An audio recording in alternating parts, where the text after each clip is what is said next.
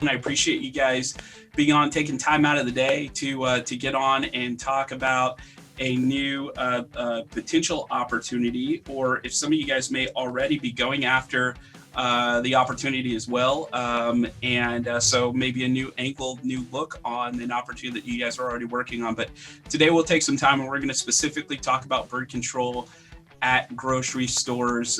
Before I do, though, I want to make sure that I get a quick introduction to myself, at least for those of you guys who have not had a chance to meet me or talk to me as of yet. My name is Sheldon Dillingham, and together with my wife, Tashina Dillingham, we're the owners of Avitrol Corporation. Obviously, you guys who've been using Avitrol for a long time know that it's been around for a really long time, about a 50 or so year history. We purchased the company about 10 years ago and revamped it from the ground up to be geared towards support and training. So our organization consists pretty heavily of sales and support teams, all teams that are designed to help you guys win. So when you win, we win. And that's really the way that we look at it. Our teams are structured and motivated to help service providers win bird contracts. And that's a big part of the webinar today. As we talk to teams, oftentimes currently in the midst of all the craziness going on, guys are trying to kind of figure stuff out. The way I've described it to guys has been making hairpin turns at 90 miles an hour, in a Mack truck. It's been one of those things where guys are making these really quick pivots and all of that kind of stuff to bring in additional business. And so we want to help you guys with that. The cool part is that bird is actually still happening in the light of COVID and the shutdowns and all of that kind of stuff. We are still seeing bird proposals go through. I'm going to talk about some of that kind of stuff today, which leads me, it segues me into our session goal today, especially those of you guys who are a little bit more concrete thinkers, want to know what our step-by-step plan here looks like. I want to actually spell that out here for you. Really what we're trying to do is we want to help you take advantage of opportunity. So like I said, many pest teams are looking for alternate sources of revenue as clients are still dealing with COVID-19. Several pest verticals have jobs and projects that are being proposed, but the time to close the opportunity is actually being extended because of what's happening with COVID. So what we want to try and take time to do is share a potential market opportunity with you, and then we also want to take it a step further and show you how to actually execute on the opportunity. So we want to show you how to see the opportunity, how to address the opportunity, and then how to actually execute the opportunity on the backside. So on the agenda today is we're going to look for, or we're going to show you what to look for or how to look for bird opportunities at grocery stores. We want to actually talk about how to talk to store managers and create urgency or awareness. When we get into pest bird in particular, I mean, if you take a grocery store and you filled it with rats, all of a sudden that manager knows that he has to take action because rats are perceived as unclean, right? When we get into birds, sometimes we have to do a little bit of education to get them to actually move forward and take care of the problem. So I'm going to talk about communicating in a way that creates urgency and putting something in their hands that ends up creating urgency. I'm going to take time to demonstrate how to execute bird work at grocery locations. So I'm going to get into some of that. I actually want to give you guys a sneak peek and access to some technology and training that we've developed to help you guys with this process. So I'm going to get in and you guys will actually get a chance. I'm pretty excited to show you guys one of the new tools that we've got built out for you that you guys on the call will actually be the first ones to get a chance to see it. No one's actually gotten to see this yet. And then, of course, at the end of the session, I'm going to open it up for questions and answers. So our awesome friend here, Heather Salazar, is on the call here with us. She is actually over our events and training and all that kind of stuff. It is incredible help and support for you guys. And so here's how we'll handle this, because there's multiple guys on the call, and I don't know, all of us have been living on like these video calls and everything. So you know that when you have multiple guys on the call, when people all start talking and mics are open, you can hear everything from, dogs barking to, car wrecks in the background, or, who knows what you're going to hear on the other side of it. So in order to kind of keep this from descending into chaos, what I'd like for you guys to do, if you have questions as I go throughout, in your Zoom panel there, you actually have an area where you can type in a question. I want you to type that question to Heather. go ahead and type that question to Heather and send that over to her. When we get to the end of it, what she's going to do is she's going to go and read those questions. And I want to make sure that we get those questions answered for you and make sure you feel very well equipped. So if we need to extend our Q&A time or whatever at the end, more than happy to do that. But I do want to allow you guys to go ahead and type in your questions. So please type those in. Heather will read those and all of that kind of stuff. Just familiarize yourself with that. The other thing that I'll mention is you should be able to both see the presentation that I've got on the screen right now and me talking at the same time too.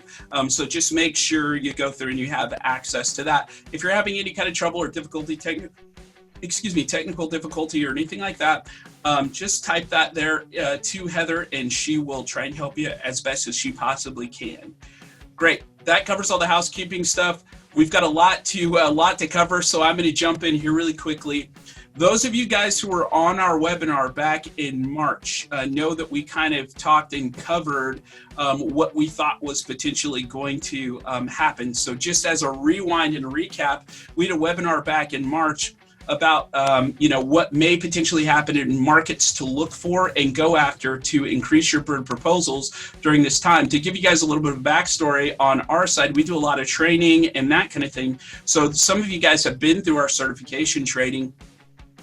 I actually travel often and train. And so when COVID hit about in the second week in March or so, when it really flared up from a US standpoint and things started shutting down, I actually had something like 40 flights lined up over a 30-day period of time where I was going back and forth, all over the country, basically training teams, getting them all up and going and all of that. Those got canceled overnight, right? So it was like, wow, this is kind of crazy. And a lot of you guys had to deal with very similar situations where maybe it's not training, but, jobs or proposals or all of those things, it ended up getting canceled. Well, what we did, and you can go on YouTube and look at the old webinar if you guys didn't watch one in March, but our team did some pretty in-depth analysis and actually predicted across all of the industry verticals that we would deal with in pest from a bird standpoint, which ones were the ones where there was some potential opportunity in the midst of COVID. Well, ironically enough, one of the ones that we picked up, and again, you can go back and look at this on YouTube to verify that we pinpointed that this was the case. One of the ones that we pinpointed was that grocery was going to present some significant opportunity.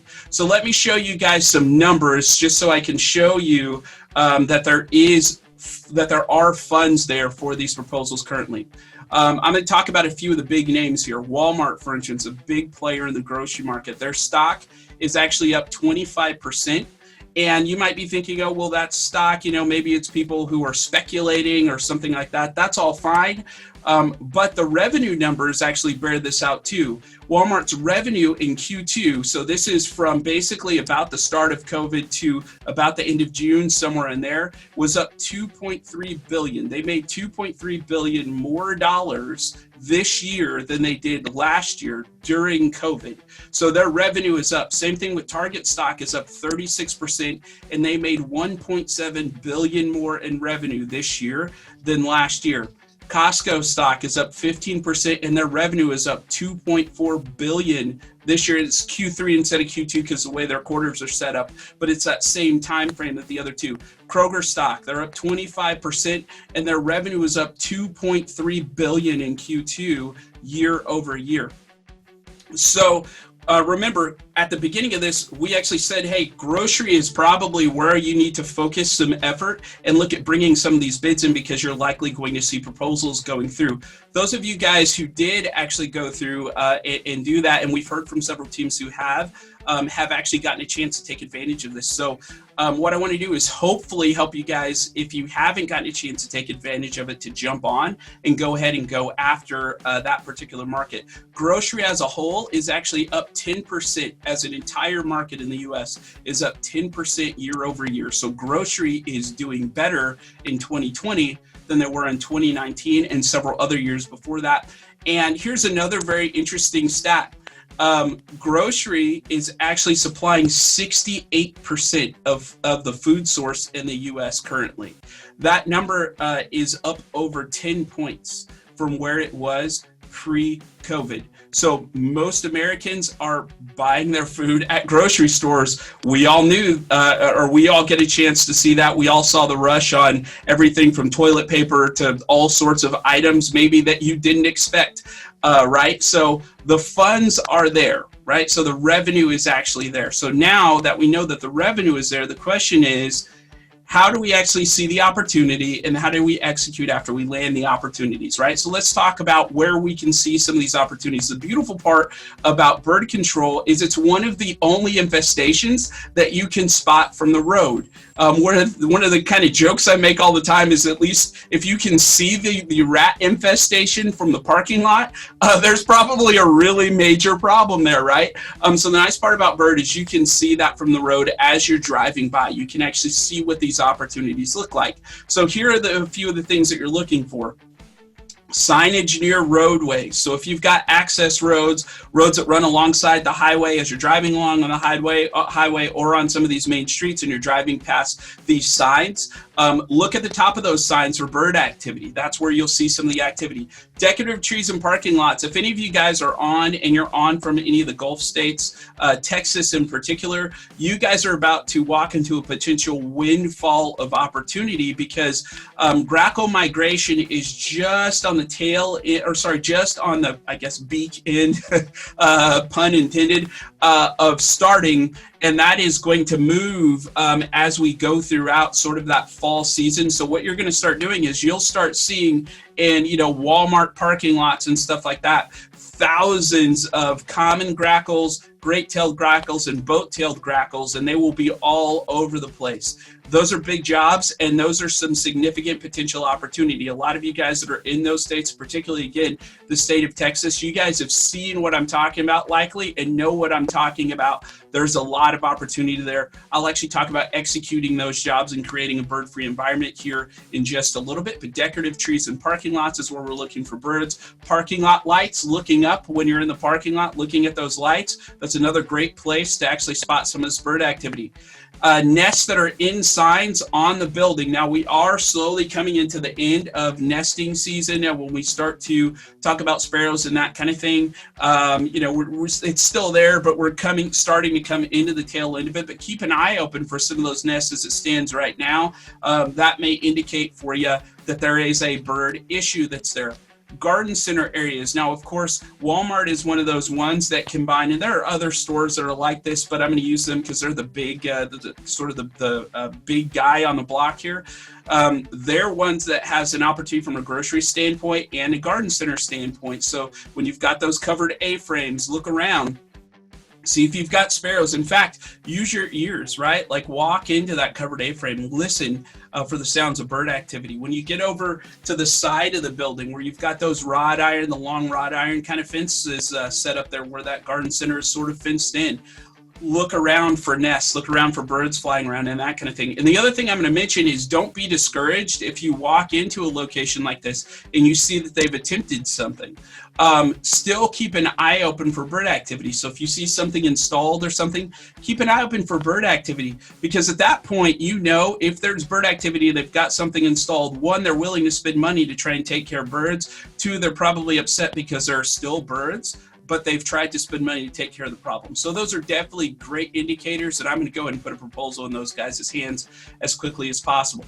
The other thing that another good place to look for is inside automotive areas. And I'm going to use, again, Walmart was one that we talked about earlier. There are other stores that have these automotive areas also that also service the grocery side of it. Walmart is probably the first one that comes to mind for most of you guys that are on it. But when you walk inside the automotive area, again, use your ears, right? Just listen. Oftentimes it's going to sound like a birdhouse in there. You are going to hear the birds likely before you see them. They are all over the place. Look at the railing that's there, the retention railing that's there. Look over those car bays there where the I-beams are and that kind of thing. And that's really where you're going to see sparrows, and starlings are usually the main ones that are causing issue. issues in those locations. Parapet ledges all around the store. Keep an eye open for bird activity up on top of those parapet ledges. Remember, we really are looking to think like the bird. If I'm a bird, where am I going to go? Birds are always, remember, communicating and thinking through the language of survival, food, water, harborage, right? Either one of those things or all three of those things exist at the location. And so what you're looking for is an opportunity related to food, water, or harborage when you get into that. Now, I'm not going to get into a whole lot of depth in that. Of course, our certification program does cover that in particular much more in depth, bird habits and habitats, thinking like the pests so that you can, treat the pests and all of that kind of stuff. I don't have a lot of time, so I'm not going to go over that here right now.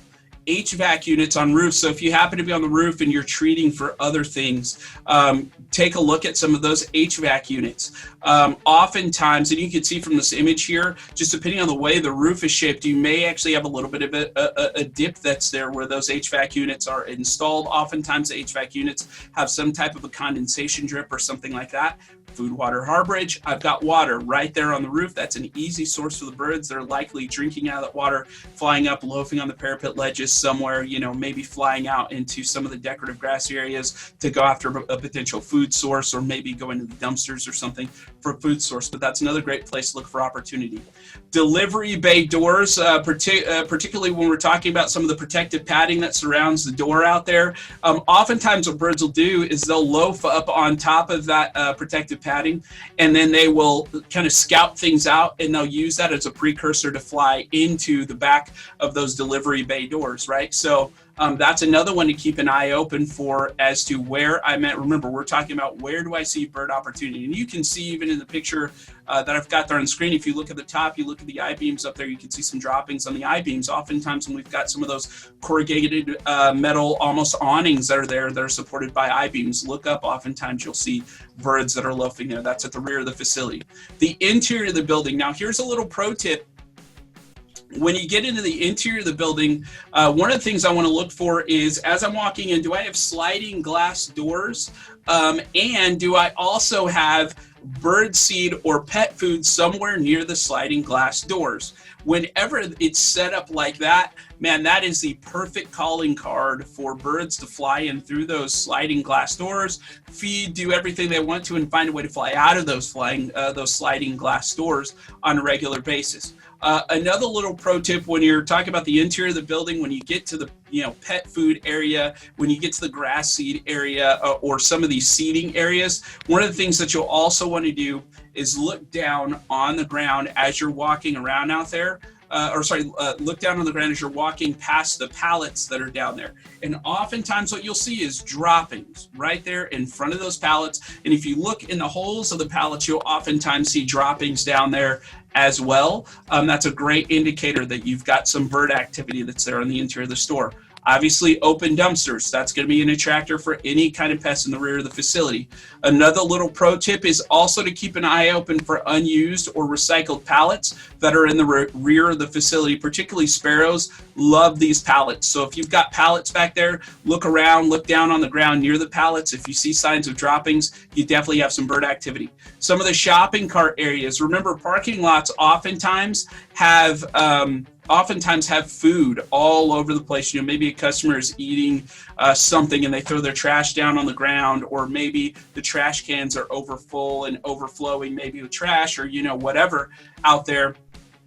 But when you're looking at some of these shopping cart areas, you're looking for the railing that lines the containment, the overall containment where you're going to push your cart into. Look at there, like in the picture there where it says, please return shopping carts here, making sure that you're checking that, look for signs of bird droppings, bird activity.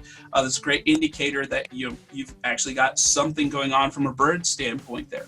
Employee smoking areas is another one, and oftentimes, especially if you've got a trash can somewhere near the employee smoking areas, look for potential food or water sources. Sometimes some of these planters that are out there, they will catch water, and you'll see sparrows or something that are out there just drinking out of the water source. that's out there, but that's another spot to look for bird opportunity.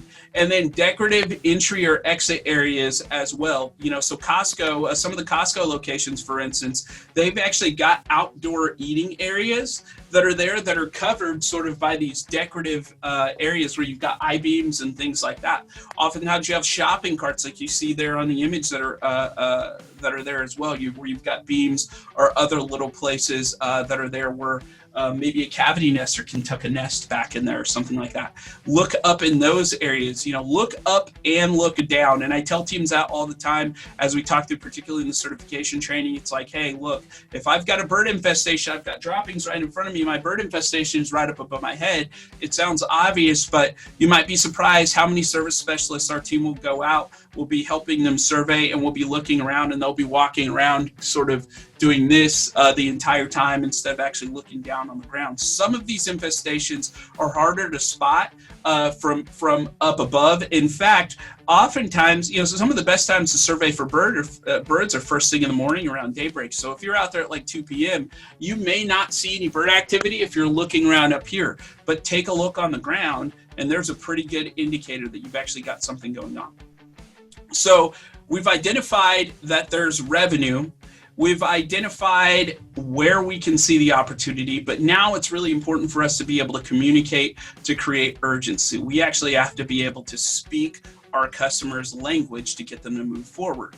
And the number one thing when we're talking about these stores is that birds damage a store's brand image, and they're very, very concerned about this. So let me give you guys a couple of numbers that'll help you guys, or a couple facts that'll help you guys out here on this.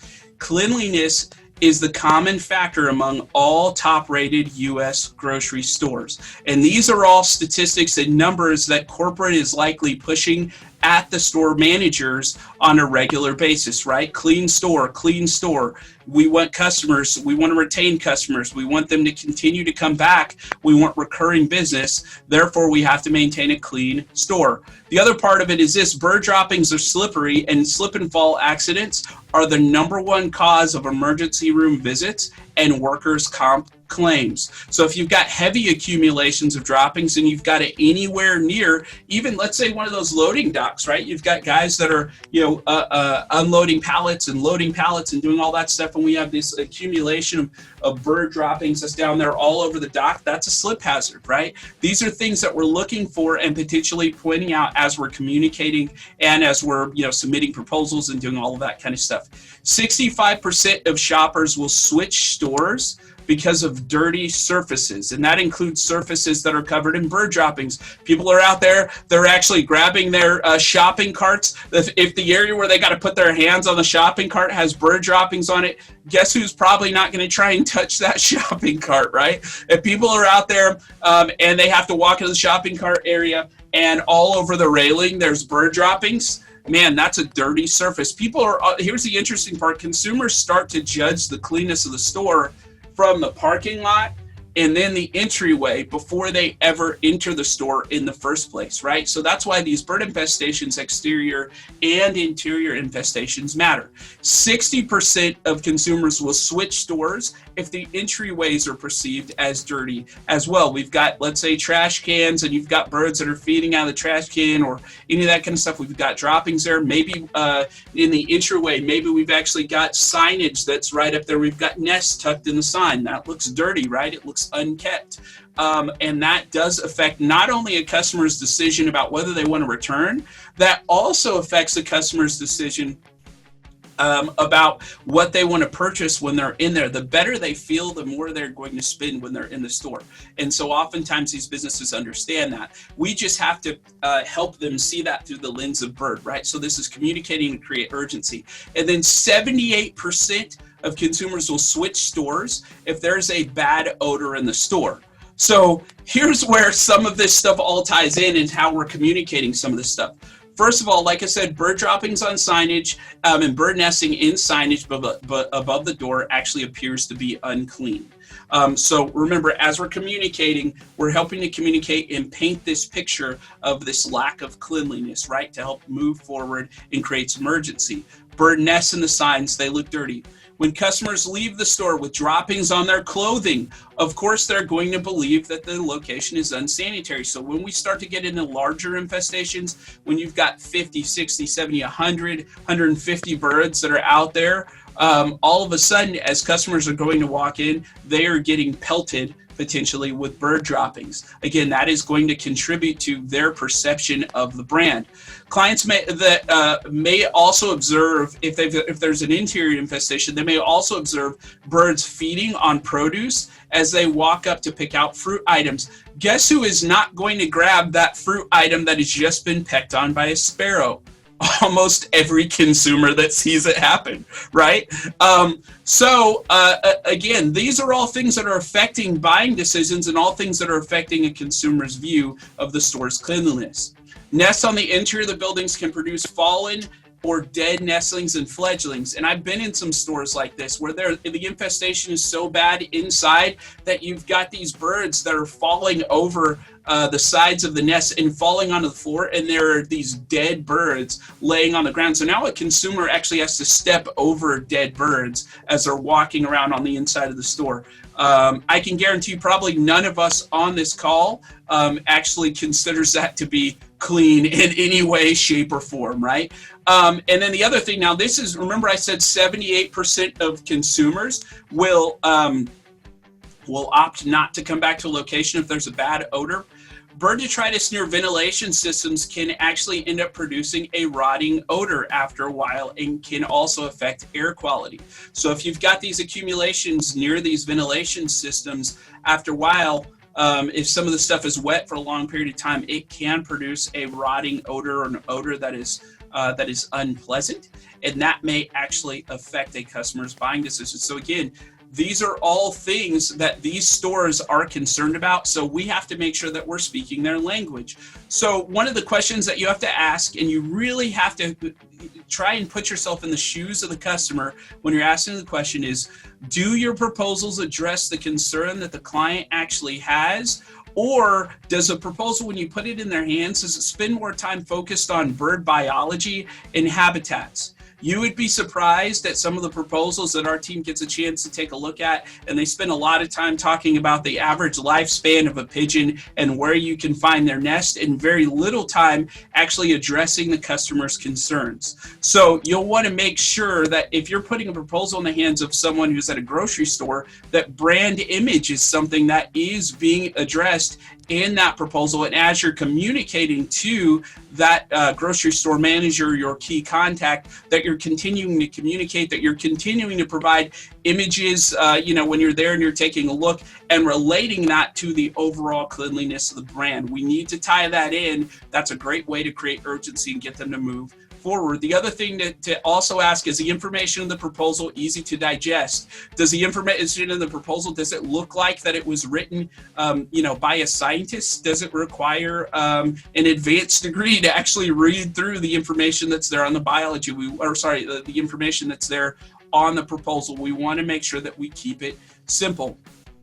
The other thing is it clear how long the treatment is going to take? Here's the thing, obviously these guys are wanting to take advantage of opportunity with their customers right now. So are they looking at the proposal and are they thinking, man, this is going to take 6 months for me to actually get the results that I'm looking for? So we want to make sure that it's clear how long that period is going to take. One of the things that we say that our team, as we help teams sell these jobs, one of the things that we relay to clients is that we've seen these infestations gone in as little as 5 days before. I'll talk about that a little bit when I get into the treatment part of it. That doesn't mean that we're saying, hey, yes, every single time they're going to be gone in 5 days, but it could be as little as 5 days, right? So we want to make sure, though, that our proposals are making it clear how long the treatment's going to take. After reading the proposal, is the client assured of positive results for the term provided? Or are they thinking that, hey, this could work or it may not work, right? We want to make sure that part's clear. And then does a client also have options for breaking up the cost? This is really important as far as putting yourself in the shoes of the client. Think about it like this. If you walked on a car lot today, and if the average person walked on a car lot today, right, and they were looking at a car, and let's say this was a, I don't know, $50,000 car, right? Let's just say it's out there. They walk on the car lot, the price on the door is 50 grand, and the sales guy was like, great, here's what we're going to do to get you going. You've got to go ahead and pay, write us a check for 50 grand, and we'll go ahead and get you this car, blah, blah, blah. Guess how few cars there would be on the road right now, right? Customers love options, right? So oftentimes as we're helping teams put these proposals together, one of the things that we're doing is we're helping teams put together proposals with options, whether it be quarterly payment options, whether it be payments where materials plus first month of labor is included in the first month, and there's the remainders broken out over the remaining months, all that kind of stuff. I'll demonstrate some of that stuff for you here in just a little bit. Okay, so we want to communicate urgency. We want to be able to spot the opportunity. So let's talk about how to actually execute these treatments. And what I like to do generally, and I'm keeping an eye on my watch here because I want to make sure that I'm cognizant of you guys' time here, but one of the things I like to talk about is a little bit of some of this may be review for some of you guys who've been using for a long time, but there's always new guys on calls like these. So I want to talk about what is Avitrol bait for birds. First of all, what it is it's a treated grain bait. Usually takes the form of wheat or milo or cracked corn, whole corn. We have other types of formulations as well that are more custom. The active ingredient called 4-aminopyridine is impregnated at the core of the grain. So what it does is it causes the birds to emit a distress signal like they would if they were being attacked by a predator. So birds are very, very social, and they communicate to each other, oftentimes even warning each other of danger. Oftentimes you even have what I like to call a lookout bird over here that is actually making noises and different things like that to alert the other birds that are there when danger is actually approaching. So what we're actually doing is we are leveraging the natural behavior of those birds to communicate across the flock, to have them communicate the danger, and that's what causes the birds to leave the site. So when these jobs are executed properly, the flock that you frighten away will never return to the site. And executed properly is the important part of this. And I'll get into some of that a little bit when I start to get through the live bedding and monitoring piece of this here. But our treatment goal is no kill period. So as you're approaching these, and this is what opens up the door of opportunity when we start to talk about grocery. Here is what is not an option. What is not an option is you cannot have customers walking out and there be, dead birds laying in the parking lot or something like that, right? I am going to talk about the no-kill piece of this here right now, but this part's really, really important.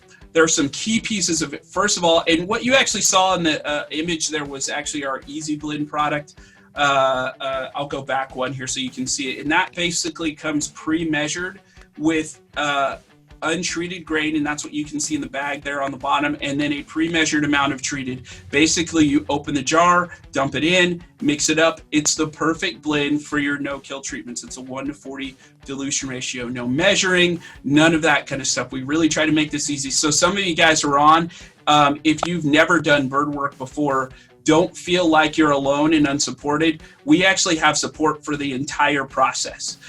So whether you're talking about bidding it and getting the price right, making sure you have the right amount of hours and all of that kind of stuff, or if you're talking about mixing or where to place trays, or how the monitoring program, or if you're a salesperson on, you're trying to figure out how to close the job, we literally have every piece of the process. We have people in place to help you with every piece of the process.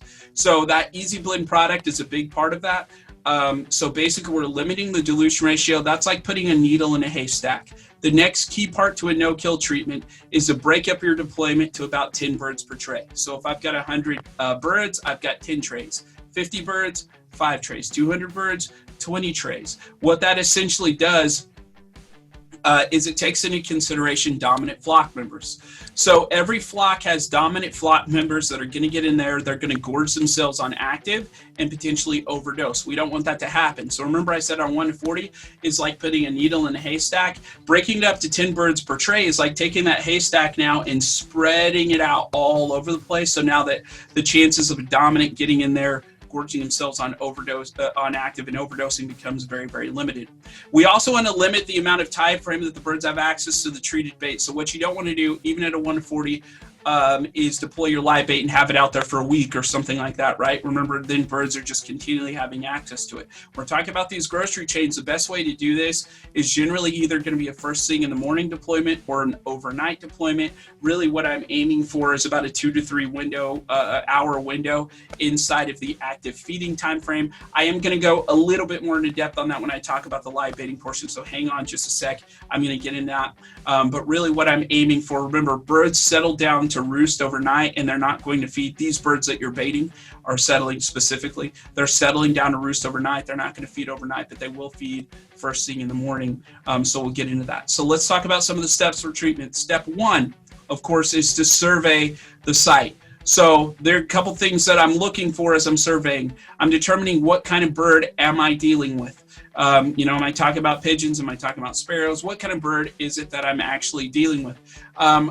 Again, I'm not going to get into all the identification between males and females, juveniles, all of that kind of stuff. We do cover that in our certification course in more depth, but know that we do have resources to help with that. But I'm determining what type of bird am I dealing with. I'm going to estimate how many birds we have on site. That's going to be critical because that's going to determine the amount of trays that I need. That's going to determine how much pre-bait I need, all of that stuff. I'm also looking around for the areas with the heaviest activity. I want to try and deploy my trays near the areas where there's heavy activity. So that's what I'm looking for during survey. I'm also determining how I'm going to access the treatment area. Now, it's not common, for instance, to have to use man lifts for Avitrol jobs, but there may be some sites. There's one that we helped with a couple weeks ago where it was a 1 million square foot facility. They had a massive infestation. I can't remember, it was 400 or 500 pigeons or something. And so they needed to actually deploy bait, and they needed a lot of pre-bait because, pigeons eat quite a bit of food. So it's like, how do we get all of that material up there and do it in a way where we don't have to keep, going back out to a service vehicle or, all sorts of stuff. So it's like, here's what they did. They actually opted to go ahead and go with a man lift to actually load in all of the materials on the rooftop, and then they'll do regular access from there, right? So these are things that I'm thinking about. How do I get the materials on the roof or other key areas? How many baiting trays do I need? How am I securing my trays? I mean, am I using liquid nails? Am I using something to weight these trays down? Again, like I said, I'm not going to go into a lot of depth on some of those things. We do cover that kind of stuff in our more advanced program. How much pre-bait do I need for the full job? How do I store the pre-bait during the job? Little pro tip, if you've got a big job, you might consider having like a Rubbermaid tub or some Rubbermaid tubs there where you're keeping your pre-bait there so you don't have to, continue to haul boxes of, pre-bait, back and forth as you're going from one part of the job to another. Do I need scale scoops to measure out, or am I going to pre-measure? Do I already have the right specialized mixing attachments for mixing easy blend, right? These are all things that I'm thinking about. Some other critical elements that I've got to take a look at, or that I want to make sure that I hold myself to, are: 1, I'm going to place my baiting trays closest to the areas with the heaviest signs of activity. If there's no activity there, I'm really not going to try and put a baiting tray there. There's no birds. Why would I put a tray there, right? When I'm baiting a large rooftop, we were talking about Walmart earlier. So if I've got a huge grackle infestation in the parking lot, I'm deploying my trays, sit a rooftop there at the Walmart. Grackles in particular prefer either to eat on the ground or to eat on surfaces that mimic the ground. So I need something that's large and flat. A big rooftop is great for that. Here's the thing to keep in mind: with Avitrol, you typically get about a 1/4 mile of rappelling too. So the cool part is I can deploy my bait here on this roof. That's actually going to take care of the sign. It's going to take care of the parking lot lights. It's going to take care of the sign that's over here by the access road.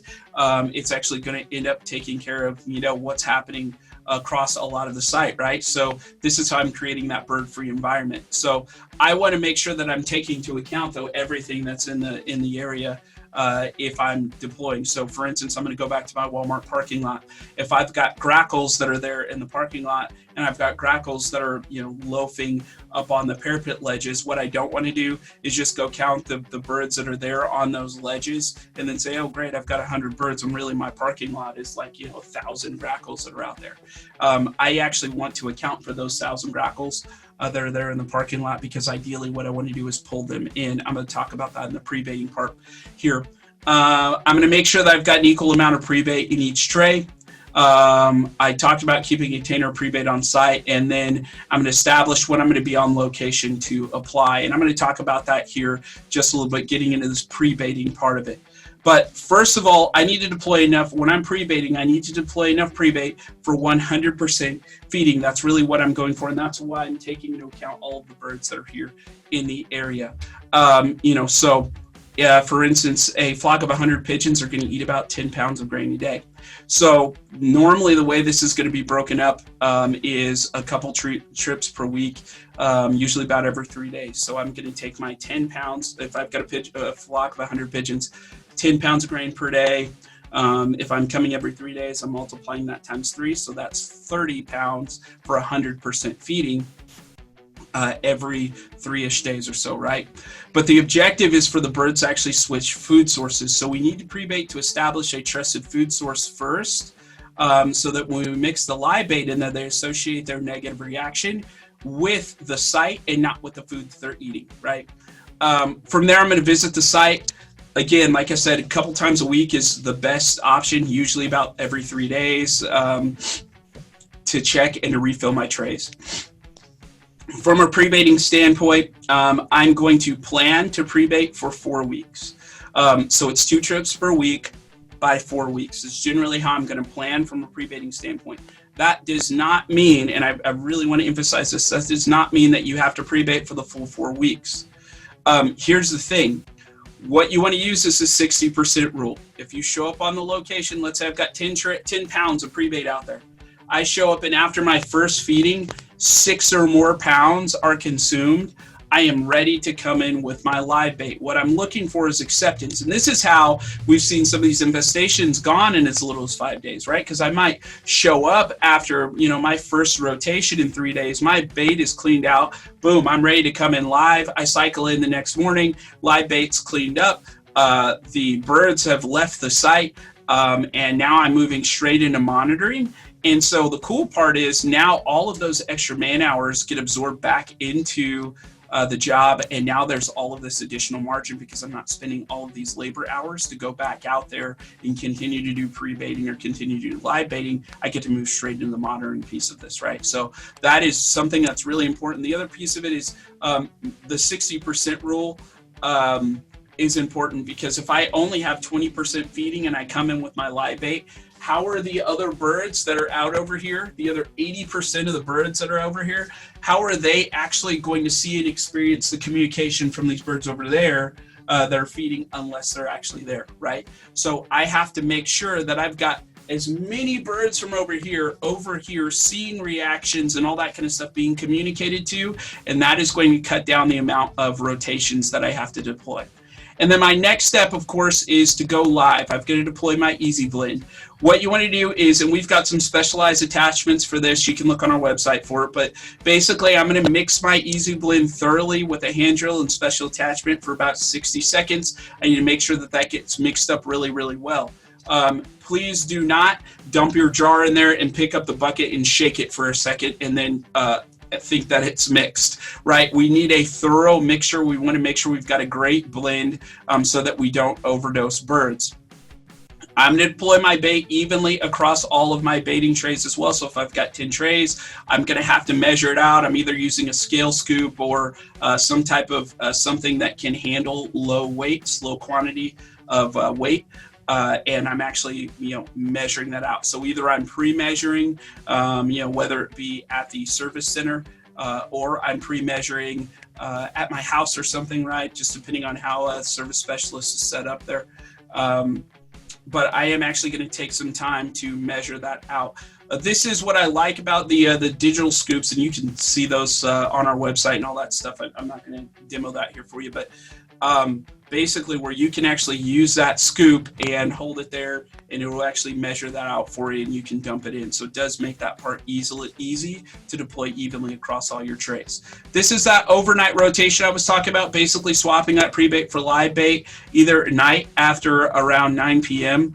The birds are going to settle down to roost overnight, remember, but then I'm deploying my, but then they'll feed around daybreak, which is going to be around 5:30 a.m. somewhere in there the next morning. So I'm catching them at first feeding. I'm going to remove that live bait within a 2 to 3 hour active feeding window. So my live bait, let's say it goes down at around 9 p.m. Birds have settled down to roost. They're not feeding overnight, but then they feed on it first thing in the morning. Let's say I cycle back in at 8 a.m. I pull my live bait. I replace that with pre-bait, which, by the way, your trays always need something in them. So when you pull your live bait, you want to make sure you put pre-bait down there in those trays. But now what I've done is I've caught the birds at first feeding at around daybreak. The other thing that I've done, though, is generally that second feeding is going to happen about an hour or so after that first feeding. So now I've actually got them on 2 feedings on my active bait before I pull my active bait, replace that with pre-bait. Recovery of underdosed birds, and that's really what we're looking to do. We just need enough active in that bird system where they emit distress signals and scare the rest of the flock away. And then we want that bird to fully recover. That bird would fully recover within 4 to 5 hours without side effects, that underdosed bird. And then from a planning standpoint, I'm going to plan my live bait cycle is going to be 4 weeks. It's going to be 1 live bait rotation per week for 4 weeks. That's really how we're going to plan that. Now, again, if I do 1 live baiting cycle, I deploy overnight. I show up the next morning, pull my live bait to replace it with pre-bait. The live bait's cleaned up. I show back up for my next rotation. There are no birds there. The bait hasn't been touched. I am ready to move straight into monitoring. So just because I'm planning this as 4 weeks, that doesn't mean that I have to go full 4 weeks on live baiting, just like I talked about in the pre-baiting. I don't have to go full 4 weeks if I've got great pre-bait acceptance. I just want great acceptance, and then I'm going to get them to live. I want great acceptance to live, and once they're gone, then I'm going to move into the monitoring portion of this, right? So I do want to monitor, and most of you guys in pests are familiar with the monitoring program for some of the other gin pests that you guys are dealing with, but it does reduce the chance of significant reinfestation. So what's not going to happen is you're not going to treat a flock of 100 pigeons and then show up in 6 months and 100 more pigeons in there.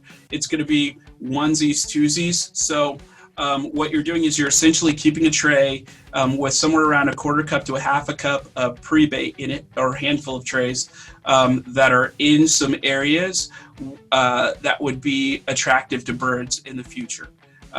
Generally, that's the areas that are already attractive, right? So I'm just going to scale the amount of trays down. So if I've got, let's say, 10 trays there during active baiting, when I go to monitoring, I'm going to pull those 10 trays down to about 2 or 3 trays or so. And then I'm going to put 1/4 to 1/2 cup of pre-bait in those trays. Those get checked once every 30 days for signs of activity. And that's how I'm actually setting up my monitoring program. That's usually going to be sold as a 10-month period of time. So I'm usually going 4-week pre-bait. This is all proposed: 4-week pre-bait, 4-week live bait, 10-month monitoring or follow-up. That's my 12-month program. And you can basically keep that going essentially forever. What I want to show you guys here really quickly are 2 key pieces here of things that we've got to help you out with all of this. First of all is our Avitrol certification live, is what we've called it. We actually released this within, Heather, probably about, what do you think, about 4 weeks or so after COVID, I think was about right. We were scrambling, moving all of our in-person classes to live webinar classes, but we have successfully converted our certification program to a live webinar-based training. We actually have one of those coming up that we're opening up for everyone on September 10th. September 10th is one that we've got coming up. So what I wanted to do actually is we were thinking about how we could help guys out. And I was like, man, we're probably going to have some guys on the call today that have not had the opportunity to get certified. Whether you were one of the classes that unfortunately after everything hit, didn't get a chance to actually get in and get trained, or if this is the first time you've heard about it, you're on it, we want to make it available for you we have worked out and have CEUs, I think, for 20, it's either 20 or 25 states currently. We're working out with the rest of the states as well, too. So we do have CEU credit as well for these digital classes. This one coming up on September 10th, and we haven't actually announced this yet. So like I said, I wanted to help you guys out. This one coming up on September 10th has 20 spots available because we have to keep the class sizes smaller for these webinar based classes so that guys can ask questions and do all that stuff without it descending into chaos. So what I want to do for you guys here today, and you guys are the first ones really that I'm going to talk about this too. The normal price for the certification class is $99 a person. For today, you guys that are on it today, we're actually going to reduce that to $75 a person, and we've got 20 spots open. So if you want to take advantage of that, go ahead and in the message box, go ahead and message Heather there and let her know that you want to get on for the $75 a head there, and she'll send you the link so that you can get registered and do all that kind of stuff. But it's September 10th. And I believe, Heather, does that start at 8 or 9 a.m.? I can't remember right offhand. It'll start at 9 a.m. Central Standard Time. Right, so it starts at 9 a.m. Central Standard Time on September 10th. So again, message Heather there in the chat, and she'll get a link over to you to get registered and to be a part of that class. The other thing that I wanted to show you guys really quickly, and the last thing I wanted to show you, and I'm really excited to show you guys, we actually have version 1 of our proposal builder tool ready and available. So those of you guys who are either about to do a bird proposal or are looking at this, I want to demo you guys the proposal builder tool here just really quickly. And again, I'm really excited to show you guys this. So hold on, bear with me just a second here. And I actually am going to go ahead and show you guys this tool. We get in, I'm going to go ahead and share my screen here with you. All right, here we go. You guys should see on screen here the proposal builder tool. And I'm going to go ahead and just click I'm ready here really quickly. And it's going to ask me a few key questions. First of all, it's going to ask me what type of bird is primarily causing the issue here. I'm going to say a pigeon is what's causing the issue. And let's give this easy. How many birds you estimate are there? Let's say we've got 100 pigeons. The next thing it's going to ask me is what is my company hourly rate? I'm going to keep this easy just for easy math. Let's say it's $100 an hour. I know you guys are charging more than that, but I'm going to keep it easy and use round numbers here really quickly. So let's say it's $100 an hour. Here's what it does. This is pretty cool. Based on the information you provided, your current estimate is, and you can see 3672, and then it's going to ask you, would you like to actually add your monitoring program? So this is your clean out program, your pre-bait and your live bait program, and it just kicks that, and you saw how fast it kicks that number over. It'll spit it out for you. What it already does is take into account the amount of materials that you need and everything, and takes into account hours and all of that kind of stuff. So it does all of that just like that. So if you've got a proposal that you're working on or anything like that, this is a tool that we put together for you to take advantage of. Here's the cool part. I'm going to say, yes, I want to go and add my 10-month monitoring program. From here, it's actually going to kick out a new estimated total. It says, here's your new estimated total with monitoring. Now it's $49.72 instead of what it was before. And then it's going to ask you, would you like an ops document with the costing details sent to you? So you're not just flying blind here, where you're looking at it and you're going, okay, great, I have numbers, but what do these numbers mean? Instead, now you get this chance to have an ops document sent to you that breaks down how much bait goes in each tray and when, how many hours in there exactly, how much materials there are, what the shipping cost. I mean, all of those things basically are all in there. So I'm going to say yes. And then it's going to ask me, would you like to convert this proposal to a proposal and have it sent to you? So another thing that we put together for you is we actually have a nice proposal and all that kind of stuff that you can put directly in the customer's hands. This is really helpful, particularly for some of you guys that are on sales teams right now, because some of you guys have had to scramble to try and get additional business, whether we're talking about you selling a disinfectant service or something like that, right? We've talked to several sales guys in the industry, and they're like, "Oh my gosh, like the amount of calls that I have to make now is 25% more than I had to make before or something." So you guys are really busy trying to make these outbound calls. What we tried to do is make it really easy for those of you guys. If you don't have time to go through and build a proposal and do all of that kind of stuff, no worries. We'll put it together for you. Or if you've never done it before, we'll put it together for you. So I'm going to say, yes, I want to convert this to a proposal. Here's actually what it's going to do. It's going to ask me what's my name. So I'm just going to put in, test. Let's say test user here real quick. It's going to ask me what my email address is. Let's say my email address is sheldon@avitrol.com. So I'm going to put that in here just like this. It's going to ask me what my mobile number is here. I'm going to go ahead and put that in here. And then it's going to ask me what company I'm with. This is a demo here, so I'm going to say Test Pest is the company that I'm with. And then it's going to ask me the address of the location. Now, this is optional in here. The reason why this is in here is if it's a non-standard job or, some massive something or something, what this is going to do, if you have to talk to our support team on the backside, this will allow them to pull it up, take a look, give you an idea of where to place trays and do all of that kind of stuff. Again, this is optional, so you don't have to provide it, but it is an option for you for those of you guys who want some more advanced support. From there, you can hit submit. And here you go. You can see that the bid information is entered and all of that stuff that's there, right? So now here's what I'm going to do, and I'm going to share this with you real quick. I'm actually going to go over to my email. Oh, hold on here.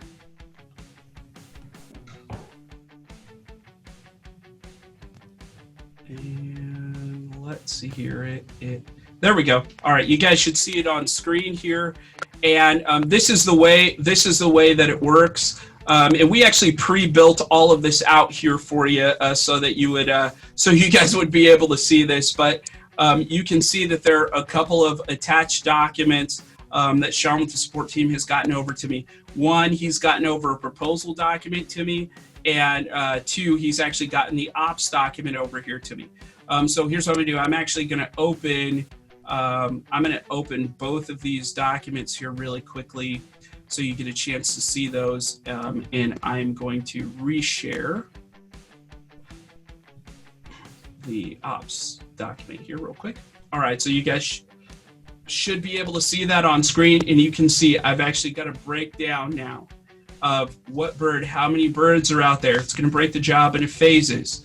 How much pre-bait I need, when my trays get refilled, what my site visits look like, how much live bait goes in each tray and when. And as you're working with our support team on these as well, we'll even break this down as to when to deploy, when to remove, all of that stuff. Monitoring programs built in here, and then I also have my options as well. I've got my pre-bait phase, live bait phase, 10-month monitoring. I actually have options in here as well as I'm working with the team with our support team to change the payment options up. So if I want, first month of labor and materials in the first charge, and the remainder of the balance to be broken out over 11 months, I just have to convey that over. Hey, I'd like to actually change this up, and boom, our team can change that over for you. If you're like, I want quarterly payments or whatever, right? Or I want it all up front. However you want to set it up, that option is 100% there. You just have to let us know, and we'll get that set up for you. And then the other thing I want to show you really quickly. Hold on, let me get back over to. I wanted to show you the proposal document that you get as well. So let me Let me pull that up so you guys can actively see that. Here we go. All right. So the other thing that you get when you use Proposal Builder is you also get a proposal. And you can see you've got your sales sheet that's in here, and then you can actually see birds damaging brand perception. You can see that information is in there. Pretty easy to read all of that stuff. It actually is going to break the job into phases for the customer. So this is something that you can put directly into their hands, multiple phases, and then it's going to provide you, the customer, with a price breakdown that's here just based on however you want to break it up. So really, really excited about this tool and getting Proposal Builder in you guys' hands.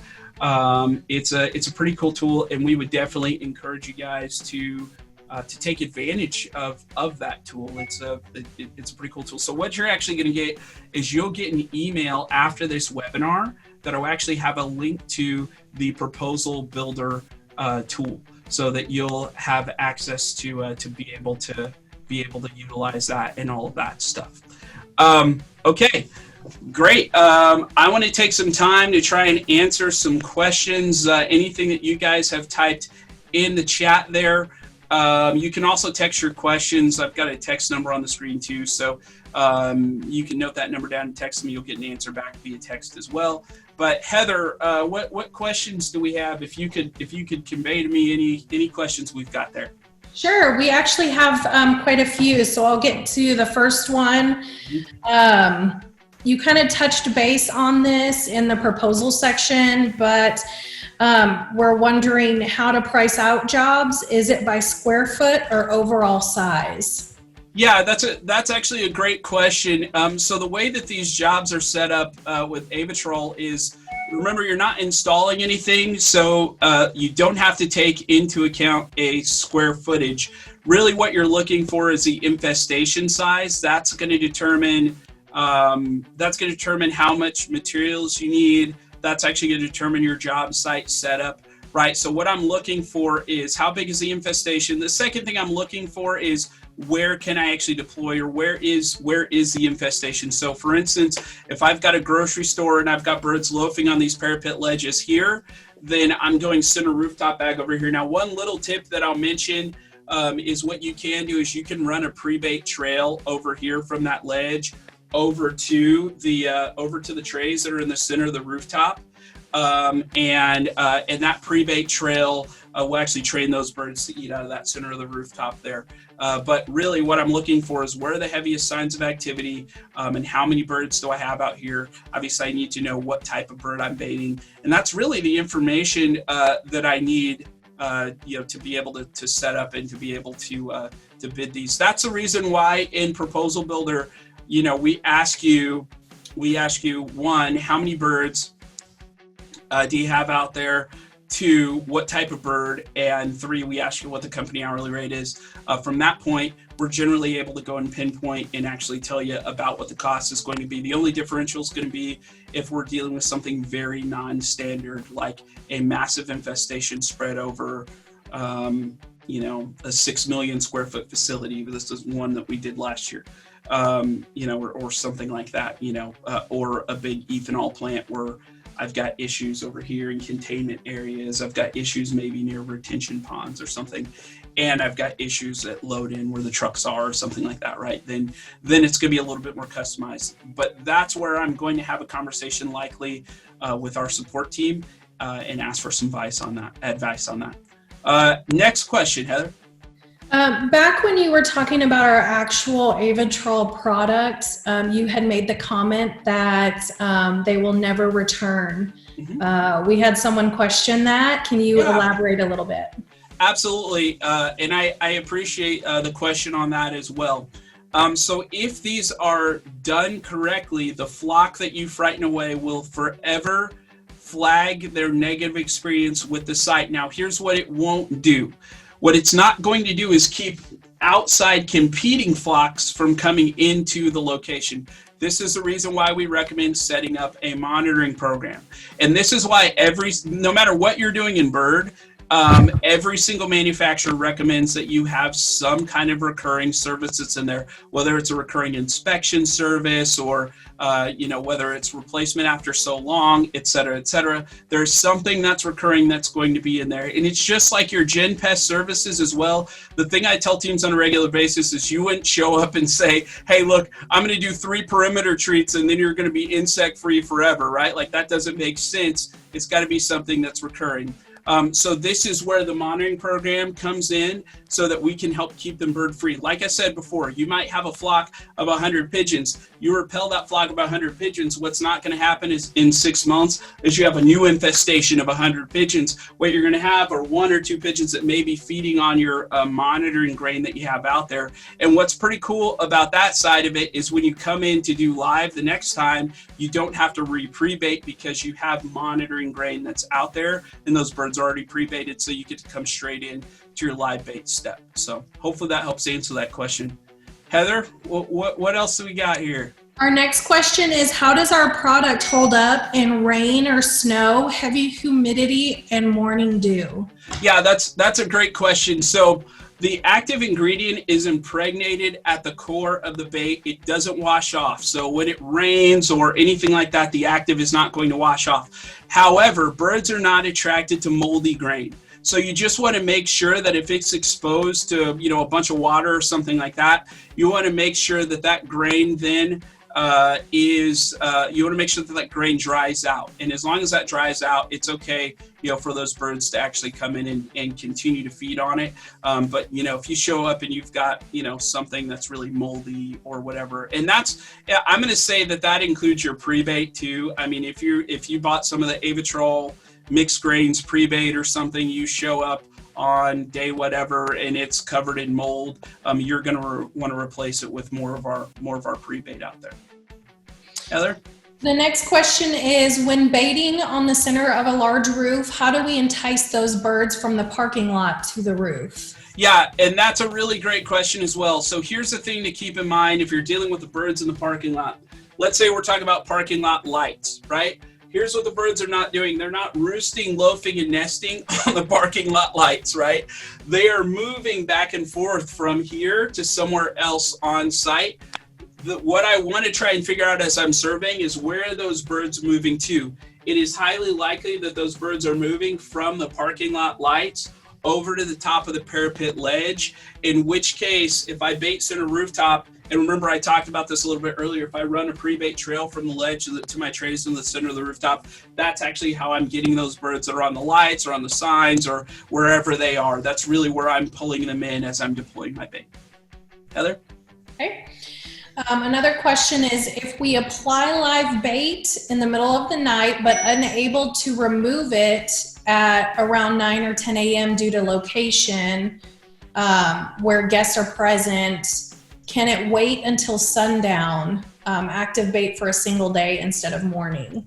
I would recommend, in particular, if we're talking about this grocery situation, I would recommend figuring out a plan where you can get that active bait out of there still within that 2 or 3 hour window feeding location. Now, if we're talking about a different type of location, ethanol plant or something non-sensitive, right, then you can kind of extend the time if you absolutely have to.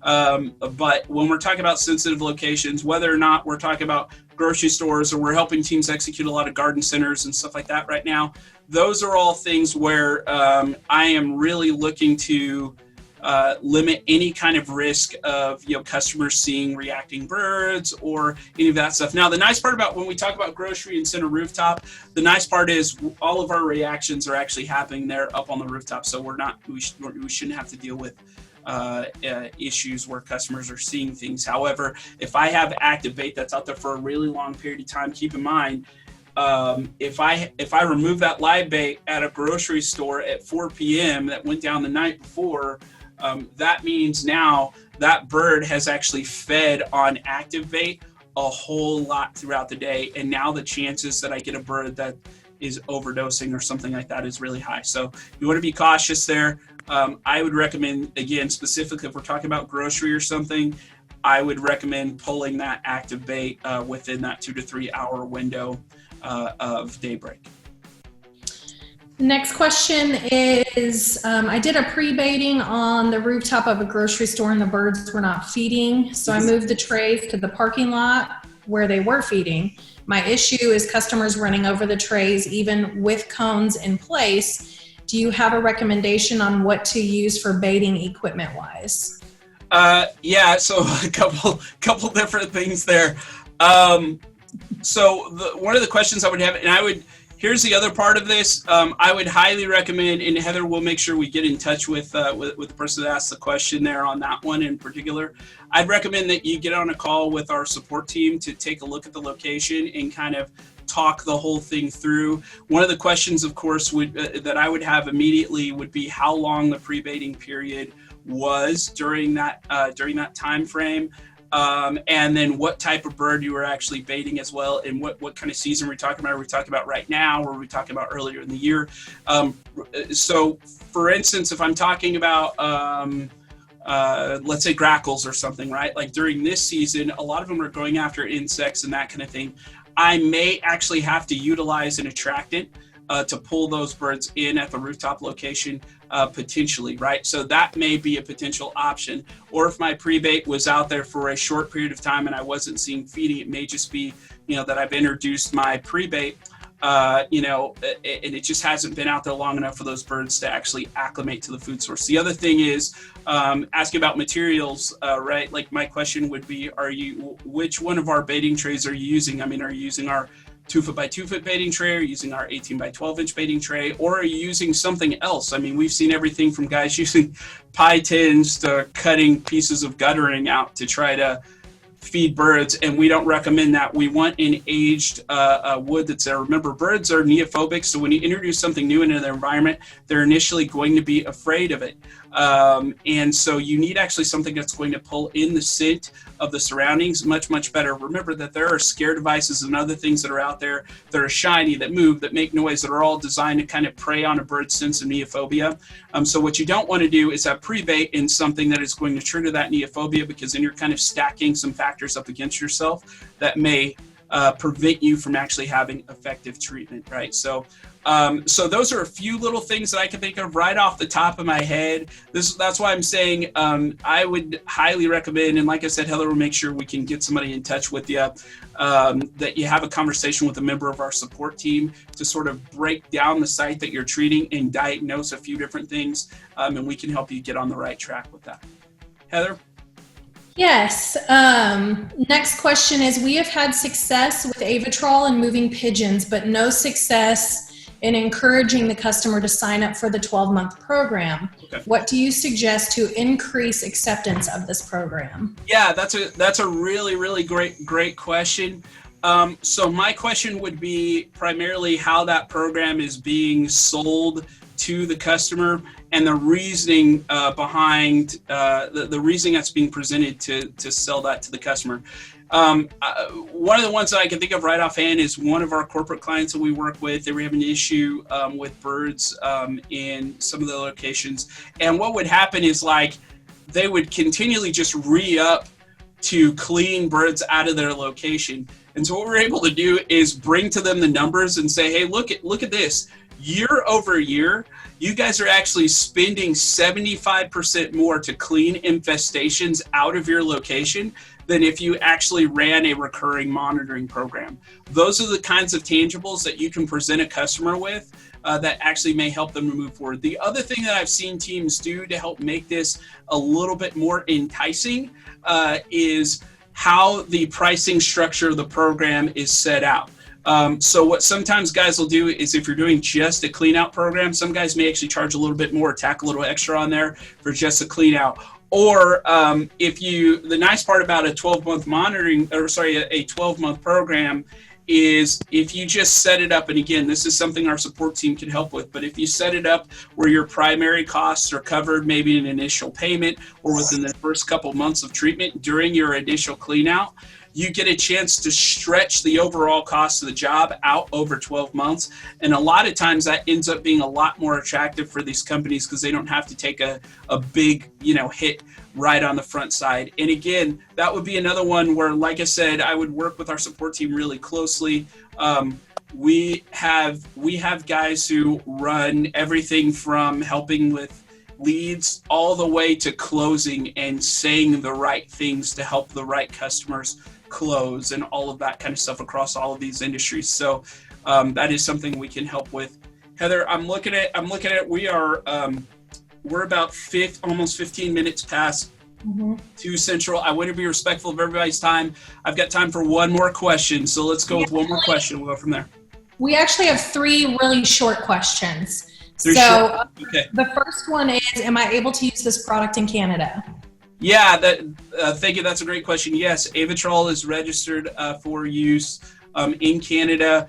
The double strength whole corn product for crows is the only product that we have that's not registered up that direction, I believe, but it is available in Canada. The other one is, are there any birds that this product won't work on? So the question is not if there are any birds that it won't work on. It's actually really the right question here is really what birds is it labeled for? That's really the main thing. So Avitrol will actually affect anything with a spine. It'll actually work on all birds. It's registered for 15 total primary and subspecies, but essentially pigeons, sparrows, starlings, grackles, cowbirds, blackbirds, and crows are the primary species, and then there's subspecies that branch out from there. Now, we do help teams, though, also with depredation permit baiting for seagulls. So that's a big one. If you guys are on coastal states or dealing with some of these resort facilities, that may be one to look at. Obviously, I know some of these resort facilities may not be seeing as much business because of COVID and all that stuff right now, but so seagulls are one to look for. Another one that we help with from a depredation permit baiting standpoint are Muscovy ducks as well. So if you're dealing with either one of those 2 things, we can actually help with that from a permit baiting standpoint. I'll mention probably magpies and ravens and some stuff like that too. We do help with that, and vultures occasionally. But we do help with a lot of different depredation permit type setups outside of it. So if you just ask, we can likely help. Sorry, you had one more question. I think you said earlier. Yes. Do you have any suggestions for being able to contact with real decision makers in these large grocery store corporations? Usually we get calls from store managers and they're very careful with spending.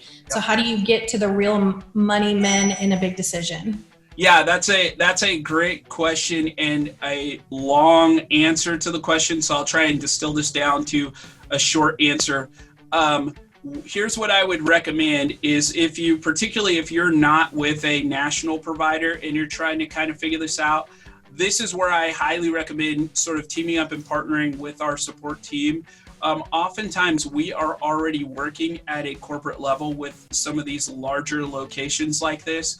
And you'd be surprised at how many of these locations, even though they may have like a GP contract across all of their locations, oftentimes for bird, it may end up going ad hoc. Most of these companies are very adamant about signing an overall contract for bird across the board, across all stores, like they would with some of the GP contracts. What I would actually recommend doing if you don't already have a corporate contact is link up with our support team. Can actually help you navigate that piece of it. That's probably the shortest answer to that question. Oftentimes, particularly when we start to talk about some of these big locations, without national coverage, things get become a little bit difficult. So the reason why I'm saying you'd want to work directly with our support team is simply because we do work at a national level with these brands, and oftentimes are working to help service providers service these brands that are non-related or may not be national brand. And we work with lots of national brand pest control companies too. So I'm not throwing stones at any of the national brands or regional brands. Those guys are all phenomenal. But a lot of these locations do end up going ad hoc. So you may also be a salesperson for a national brand that's trying to find a way in, and we may be able to help you out with that too, from a corporate account standpoint or something like that also. But so there is a more in-depth answer to that, but I would definitely say that's one that you would want to definitely link up with our support team on. What I am going to make sure of too, we are going to get you guys a few different things. One, and I just want to remind you guys of the offer here today before it goes to the list, to make sure that you message Heather if you want to take advantage of the certification course. Because we do cover in depth, like we're talking about the corporate contact stuff and all that, we do cover in depth growing your bird business, getting a hold of the right contacts, reaching the right people, all of that kind of stuff. So we cover that in our certification course. The other thing we cover, again, bird habits and habitats. You actually get a kit that's hands-on and that kind of thing as well. We send that to you. We do cover treatment, where to place trays, how the bait goes in the tray. We cover habits and habitats. We cover a blended method, right? So some of you guys may be doing some exclusion work, and we work with teams who, for instance, will come and do a baiting program to get the existing flock to leave and exclude afterwards, or they're looking at blended method and stuff like that. We cover all of that. It is a comprehensive course. So like I said, the offer that I'm giving you guys on the call right now is that, normally that course, which is going to be September 10th, is $99 a person. If you message Heather, you can get it for $75 a person. We've got 20 slots open, so please do that. The other thing is you will get a link to the proposal builder tool that I demoed to you guys. You guys should get that link sometime tomorrow. If not, who knows, maybe the guys may get it out sooner than that. I haven't talked to the guys on the team about that piece of it here since, but at the latest you'll get a link to that proposal builder tomorrow, so you guys will get a chance to do that for those of you guys who are antsy and maybe have some proposals that are out there. And then the last thing, you guys will actually get an email with how to get in contact with the support team, how to work with them, do all that kind of stuff as well for some of you guys who have more advanced questions, or you want some more advanced training, or whatever it is. We are here to help you, want to help you win. So with all that being said, I really appreciate you guys being on the call. I'm truly thankful. I'm really hopeful that this helps you guys win more bird contracts in the midst of COVID and a lot of this uncertainty. And I look forward to hopefully hearing some really good stories on the backside. Thank you guys so much for being on, and have a great day. Have a great weekend as well.